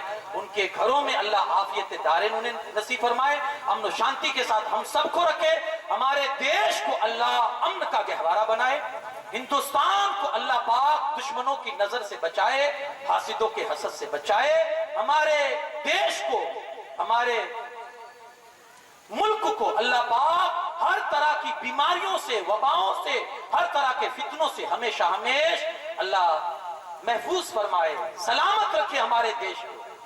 یہی دعا ہے امام کے صدقے میں، شہدائے کرب و بلا کے صدقے میں، سارے ائمہ اہل بیت کے صدقے میں، سارے اماموں کے صدقے میں، اللہ یہ آئی ہوئی بیماری، وبا، کورونا جیسی بیماریوں کو اللہ پاک ہم سے دور فرمائے، اس کو نیست و نابود فرمائے۔ سید سجاد بیمار عابد کے صدقے میں اللہ اس بیماری کو دور فرمائے۔ اللہ پاک کہنے سننے سے زیادہ عمل کی توفیق بخشے۔ وما علینا الا البلاغ المبین۔ السلام علیکم ورحمۃ اللہ وبرکاتہ۔